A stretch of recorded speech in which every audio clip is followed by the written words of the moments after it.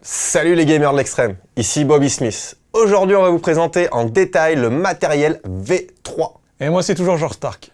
Aucun rapport avec John ni Tony. Un petit pouce en l'air et un petit partage.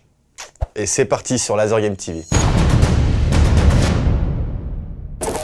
La V3 a demandé beaucoup de temps de développement. Et de très longues réunions où nous avons récupéré toutes les remarques des joueurs. De tous les joueurs. Ceux qui viennent une fois de temps en temps, les adhérents, le staff, bref tout le monde quoi. Pour réussir à avoir un matos qui soit à la hauteur et qui soit fun, pratique et solide. Et boosté aux hormones technologiques pour pouvoir faire le plein de mises à jour et des modes de jeu incroyables. Avant de parler des modes de jeu, voyons à quoi ressemble le matos et comment s'en servir. Parlons vocabulaire. Encore ?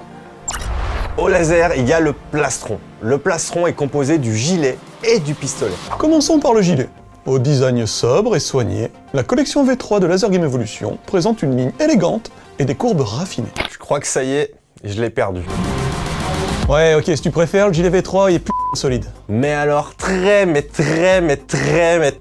solide. Et ça, c'est juste parce qu'il est constitué d'un plastique ultra résistant qu'on utilise d'habitude dans l'aérospatial. Ah ouais?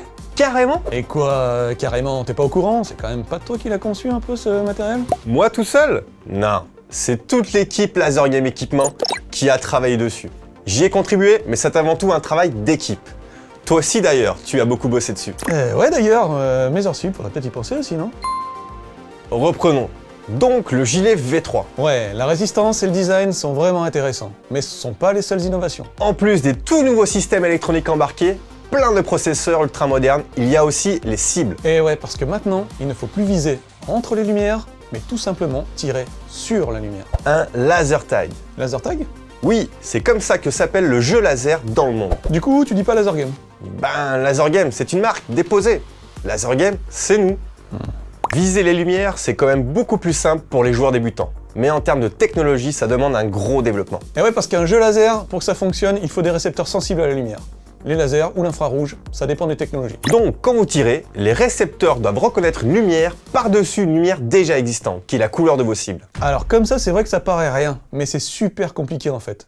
Pour donner un petit exemple, ce serait comme repérer à l'œil nu une étoile en plein jour. Les gilets V3 intègrent aussi tout un tas de technologies de pointe. Des genres d'ordinateurs embarqués, prêts à accueillir plein de fonctionnalités et de modes de jeu, qu'on vous expliquera bien sûr plus tard. D'ailleurs, n'hésitez pas à nous faire part de vos propres idées de mode de jeu. Et maintenant le flingue. Constitué d'une coque rigide, le pistolet est recouvert d'une deuxième couche en plastique souple qui amortit les chocs. Mais surtout, sur le flingue, on va trouver 3 modes de tir. Le tir 100% laser ultra précis, le tir diffracté, qui serait plutôt orienté pour les enfants dans une partie contre des adultes, et enfin le tir plasma. Un gros tir énorme qui permet de désactiver plusieurs joueurs en même temps. Mais attention, comme le tir 100% laser, le tir plasma peut aussi désactiver vos coéquipiers. Autre grosse modification, l'écran d'information qu'on retrouvait sur le gilet est placé maintenant sur votre pistolet. Avec en plus plein d'infos marquées dessus. Le temps de la partie, ton pseudo, les touches reçues, le mode de tir activé et un historique de toutes les dernières touches que tu as reçues ou données. Mais par contre, si on a les touches données, pourquoi on n'a pas le total des touches données? Bah parce qu'il faut toujours un petit peu de suspense à la fin de la partie, au moins pour la remise de score. On pourrait vous donner votre score,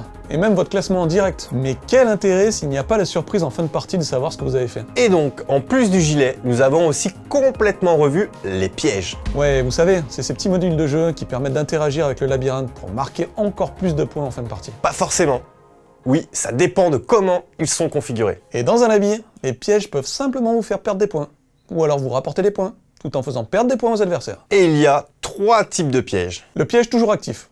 Il est allumé et protège une zone. Si tu passes en dessous, tu te feras désactiver.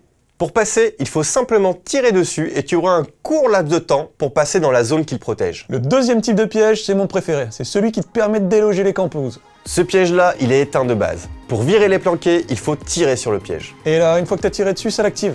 Tous les joueurs postés en dessous ont seulement quelques secondes pour se barrer vite fait. Et le dernier type de piège, pour l'instant mon préféré, le piège flash. Celui-là, il est aussi éteint. Mais dès que tu tires dessus, il s'active. Pas de pitié, pas de temps d'activation, il prévient personne. En clair, il fait le ménage. Propre, net. On vous préparera de toute façon une vidéo spéciale sur les pièges, les manières de les utiliser et comment les inclure dans vos strats. Et d'ici là, n'hésitez pas à nous dire si vous souhaitez qu'on développe d'autres modules. Des modes de jeu, de nouveaux flingues avec des fonctionnalités de ouf. Dites-nous tout dans vos commentaires et on fera gagner une partie pour 10 joueurs pour celui qu'on choisira. A très vite pour de nouveaux tutos sur Laser Game TV.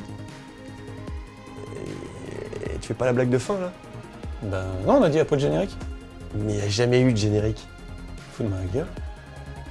Ah non, c'est le gagnant. On a oublié de dire le gagnant. Ou le gagnant. Et aujourd'hui, c'est Anthony qui remporte sa partie pour 10 joueurs. Jamais tester les pièges, ou zones, ou même les 3 étages. À tester avec la partie. C'est ça la blague de fin?